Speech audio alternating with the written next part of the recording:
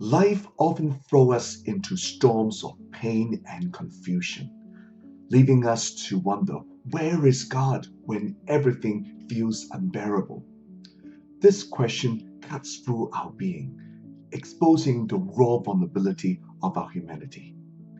In Psalms 10, we find this very question, a desperate plea for understanding in the face of adversity. But as we journey through this psalm, we discover it's not just a lament, it is a profound exploration of faith and a testament to the transformative power of belief. Psalm 10. Why, Lord, do you stand far off? Why do you hide yourself in times of trouble? In his arrogance, the wicked man hunts down the weak, who are caught in the schemes he devises. He boasts about the cravings of his heart. He blesses the greedy and reviles the Lord. In his pride, the wicked man does not seek him. In all his thoughts, there is no room for God. His ways are always prosperous. Your laws are rejected by him. He sneers at all his enemies. He says to himself, nothing will ever shake me. He swears, no one will ever do me harm. His mouth is full of lies and threats. Trouble and evil are under his tongue. He lies in wait near the villages. From ambush he murders the innocent. His eyes watch in secret for his victims. Like a lion in cover he lies in wait. He lies in wait to catch the helpless. He catches the helpless and drags them off in his net. His victims are crushed, they collapse. They fall under his strength. He says to himself, God will never notice. He covers his face and never sees.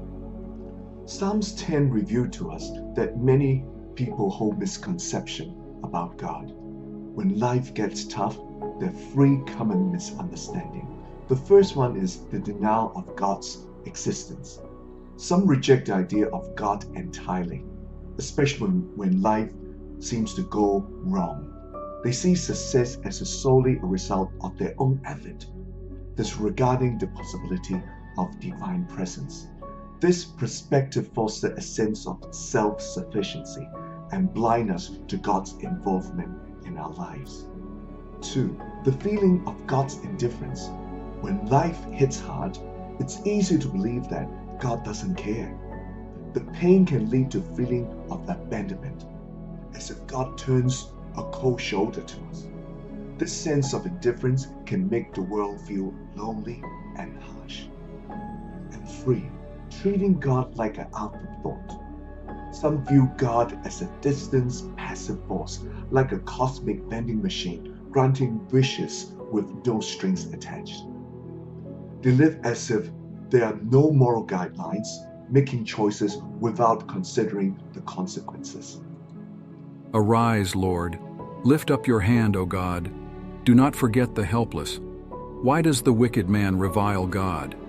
Why does he say to himself, he won't call me to account?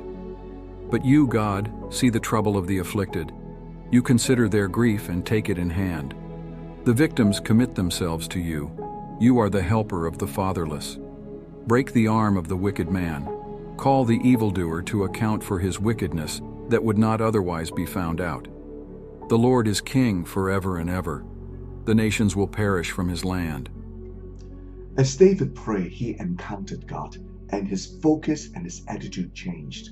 The three changes. The first thing is he rediscovered God's presence. As David poured out his heart to God in prayer, he discovered that God is not absent but present, even in the most challenging moments. His prayer becomes a lifeline, reconnecting with God who listens because he cares and emphasizes of his pain. The second thing he discovered is he recognized God's compassion. David no longer sees God as indifferent. Through prayer, he realized that God deeply cares for his struggles and sufferings. The newfound understanding brings comfort and solace during difficult times. And the third thing he discovered is God is powerful. Prayer leads David to believe that God's power once more begins to trust in God to overcome the darkness and injustice in the world. This renewed his faith, become a source of hope and resilience.